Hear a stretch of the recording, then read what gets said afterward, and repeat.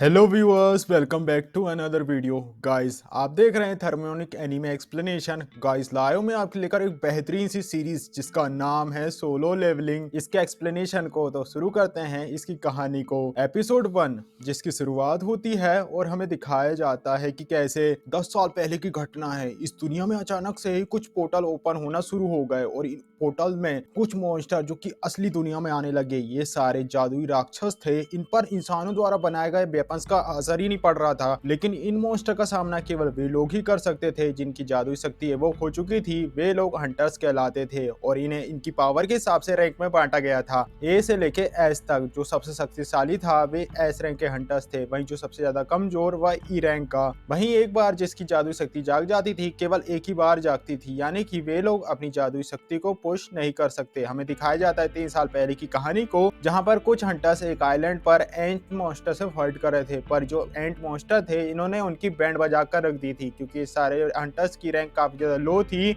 पर तभी यहाँ पर 3 एस रैंक के हंटर्स आ जाते हैं और वे लोग इजीली इन एंट से फाइट करना शुरू कर देते हैं। तभी इनमें से एक आदमी जिसका नाम व्योंग था वह अपना हीलिंग मैजिक्स का यूज करता है और जो हंटर वहां पर घायल था उसे ठीक करने की कोशिश कर रहा था। तभी यहाँ पर एक एंट आ जाता है जो व्हाइट एंट था। देखने से ऐसा लग रहा था कि वह इन मॉन्स्टर का लीडर होगा। ये काफी ज्यादा पावरफुल था और ये लोग मिलकर आपा इजीली उसे मार देते हैं क्योंकि तभी यहाँ पर और भी ज्यादा व्हाइट एंट्स आने लगती हैं। वहीं एस रैंक के हंटर्स भी उनसे फाइट करने के लिए पूरी प्रिपरेशन कर चुके थे। सीन शिफ्ट होता है, हमें दिखाया जाता है शहर में, जहाँ पर काफी सारी एंट्स की आर्मी ने अटैक कर दिया था और हंटर्स की भी पूरी वेपन आर्मी तैयार थी। तभी हमें दिखाया जाता है एक चोई नाम का हंटर जो कि अपनी फायर पावर से उन पर अटैक करता है। रेड एंट्स इसमें मारी जाती हैं पर व्हाइट एंट्स को तो कोई भी इम्पैक्ट नहीं पड़ा था और बाकी के सारे हंटर्स भी मिलकर उन पर अटैक कर देते हैं। सीन शिफ्ट होती है और हमें प्रेजेंट टाइम की कहानी दिखाई जाती है। हमें दिखाया जाता है एक पोर्टल ओपन हुआ था कंस्ट्रक्शन साइट के साथ में और उन्हें मारने के लिए उस पोर्टल से जो मॉन्स्टर आए थे उन्हें मारने के लिए हंटर को बुलाया गया था। इनमें से एक हंटर जिसका नाम पार्क था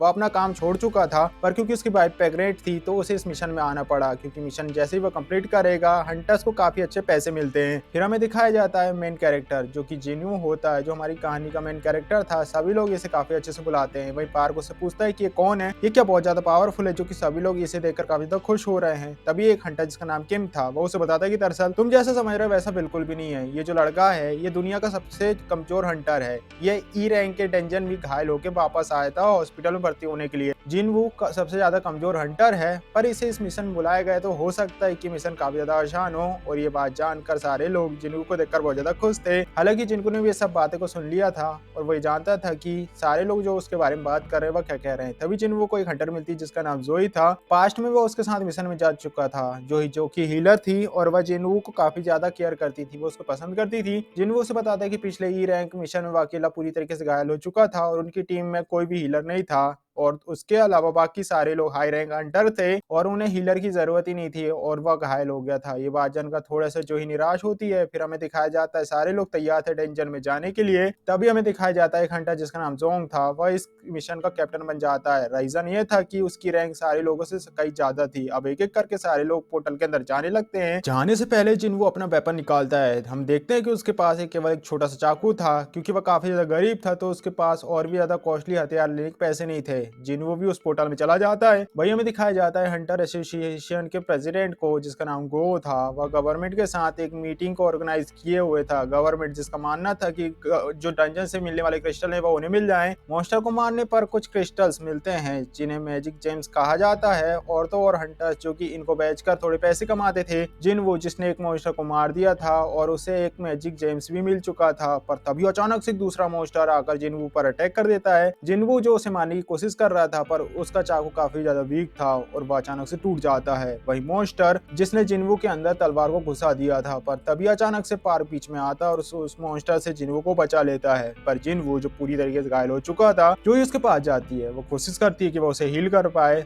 जिनवू नोटिस कर रहा था कि सारे हंटर्स काफी बहादुरी से मॉन्स्टर से फाइट कर रहे थे। हाई रैंक मॉन्स्टर से मारने के कारण सारे लोगों को बहुत सारी जेम्स मिल रहे थे और ये लोग बहुत ज्यादा पावरफुल हथियार क्रिएट कर सकते थे। ये लोग मॉन्स्टर से फाइट कर सकते थे। पर डंजन में जब ये खुदाई करते हैं तो कई बार यहाँ पर काफी बेशकीमती क्रिस्टल भी मिल जाते हैं, पर उनमें उतनी ज्यादा पावर नहीं होती है। पर गवर्नमेंट उन जेम्स का यूज करके एक नई एनर्जी सोर्स की तरह उनका यूज करना चाहती है और न्यूक्लियर पावर, बाकी जो पावर सोर्सेज हैं वो काफ़ी ज़्यादा वीक हैं, और ये जो वे होगा वो काफ़ी ज़्यादा आसान होगा और सस्ता भी होगा, इससे पोल्यूशन भी नहीं होगा। गवर्नमेंट इसी के ऊपर रिसर्च कर रही है कि जो मानक स्टैक और जेमिन चेन्स मिल रहे हैं उनके जरिए वे लोग इलेक्ट्रिसिटी को जनरेट कर पाए। हमें दिखाया जाता है पोर्टल के अंदर हंटर्स ने सारे मॉन्स्टर को मार दिया, वे लोग अपने मिशन में कंप्लीट हो चुके थे, पर उन्हें यहाँ पर ज़्यादा कुछ मिला नहीं था, जिनके कारण उनकी ज़्यादा कमाई नहीं होने वाली थी। जिनवू, जिसके पास केवल एक ई रैंक जेम था जो काफ़ी ज़्यादा सस्ता ही था, जो ही जिनवू से पूछती कि आखिर वह हंटर क्यों बनना चाहता है। दरअसल इस तरीके से वह बहुत ज्यादा वीक है और उसकी मौत हो सकती है। फिर हमें दिखाया जाता है कि इन्हें यहाँ पर सुरंग नजर आती है, यानी कि इस डंजन के अंदर एक दूसरा डंजन है। ये बात काफी ज्यादा नोट थी। कैप्टन उन्हें बताता है कि दरअसल उन्हें तो इस बारे में हंटर एसोसिएशन से हम बात करनी चाहिए, पर बाकी के हंटर्स कहते हैं कि यार उन्हें तो उस सुरंग में जाकर बाकी मॉनिटर को मार देना चाहिए ताकि उनकी ज्यादा कमाई हो, उन्हें और भी ज्यादा जेम्स मिले। और ये जो बात है, जो डी रैंक का डंजन हो सकता है, उनकी ये सोच थी। कैप्टन उनसे सारे लोगों से वोट करने के लिए कहता है कि क्या उन्हें अंदर जाना चाहिए कि नहीं। आधे से ज्यादा लोग हाँ बोलते हैं और आधे ना।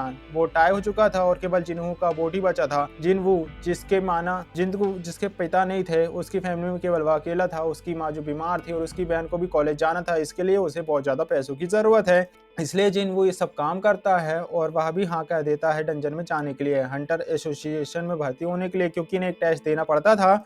उससे उनकी मैजिकल पावर के कारण सबको पता चलता है और उसी के हिसाब से इन हंटर्स को रैंक प्रोवाइड करी जाती है। इन कई सारी कंपनी इन हंटर को हायर करती हैं। इन कंपनी जो हायर करती है गिल्ड कहलाती है। मिस्टर चोई भी मिस्टर हंटर गिल्ड का मास्टर था। वह अपने आदमी से कहता है कि टैलेंट चेक कर वह हंटर्स को हाइड करे, चाहे उनका एज और जेंडर कुछ भी हो, टैलेंट मैटर करता है। उनके गेल में एक हंटर जिसका नाम जाइन था, वो बहुत ज्यादा टैलेंटेड है। हमें दिखाया जाता है कि तभी दो चोर जो एक लड़की का पर्स चुरा कर भाग ही रहे होते कि तभी यहाँ पर उनके सामने एक लड़की आ जाती है, जो कोई और नहीं बल्कि होती है चाहीन, वही लड़की जो कि काफी ज्यादा पावरफुल थी, जिसकी रैंक एस थी। चाहीन जो कि हवा में जंप करती है और चोरों को पीट कर उनसे पर्स ले लेती है। चोर जिनका एक्सीडेंट हो चुका था। चाही जो दिखने में काफी ज्यादा फेमस और सुंदर थी, उसे देखकर लोग उसे घेरने लगते हैं और ये सारे के सारे लोग उसकी तारीफ कर रहे थे, जिसके कारण चाहीन जिसे शर्माने लगती है और वह वहां से भाग जाती है उछलकर। हमें दिखाया जाता है कि शायद चाहीन जिसके पास बहुत ज्यादा पावरफुल है, वह हाई जंप कर सकती है। शी शिफ्ट होता है। हमें दिखाया जाता है हंटर जो कि गुफा में जाने लगे थे, जिनवू जोई से माफी मांग रहा था, क्योंकि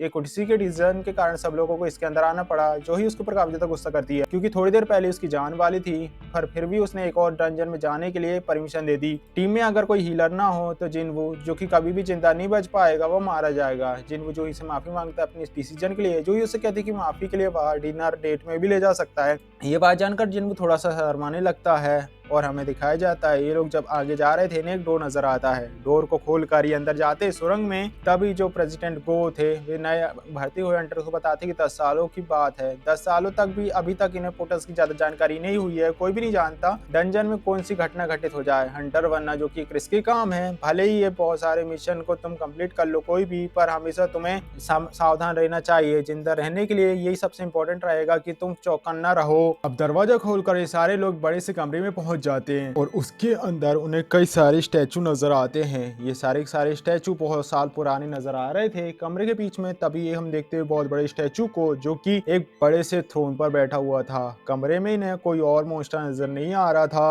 और कमरे के बीच में उन्हें किस तरीके का मैजिक सर्कल नजर आ रहा था। वहीं एक पुतला जिसके ऊपर कुछ टैबलेट था, कुछ लिखा हुआ था। कैप्टन उसे पढ़ता है और बताता है कि इस जगह का नाम कैप्टन टेम्पल है। यहाँ पर आए हुए लोगों को पहले गॉड की पूजा करनी चाहिए, फिर गॉड जिसकी तारीफ करना चाहिए, और जो लोग इस बात को एक्सेप्ट नहीं करेंगे, मानेंगे नहीं, वे लोग यहीं पर मारे जाएंगे। और तभी जो ही जिनवू से डरती हुई कहती कि सुन तो, मुझे लगता है कि वो जो स्टैचू है ना, वो हमें देख रहा है, उसकी आंखें हिल रही है। और तभी अचानक से इस कमरे का दरवाजा बंद हो जाता है और अब ये सारे सारे लोग जो कि अब इस जगह पर फंस चुके थे। तभी एक हंटर जो कि दरवाजा खोलकर भागने की कोशिश कर रहा था, कि तभी जो स्टैचू उसके पास खड़ा था वह उसे अपनी कुल्हाड़ी से ही उस आदमी को काट देता है। और ये सब देखकर सारे लोग हैरान हो चुके थे कि जो स्टैचू है वो आखिर मूव कैसे हो सकता है। वो लोग तो स्टैचू समझ रहे थे उसे, यानी कि जो स्टैचू मूव कर सकता है, यानी कि जो भी स्टैचू यहाँ पर है वे सब में जान है। जिनवू ये सब देखकर हैरान हो चुका था, डर चुका था। वो सोच रहा था कि डी रैंक का हंटर ये कैसे मारा जा चुका है, यानी कि वो जो कि ई रैंक का है वो तो बचने वाला नहीं है। और जो स्टैचू दिखने में बहुत ज्यादा पावरफुल है, यानी कि जो ये डंजन है बहुत ज्यादा पावरफुल है, और जो कि मना कर रही थी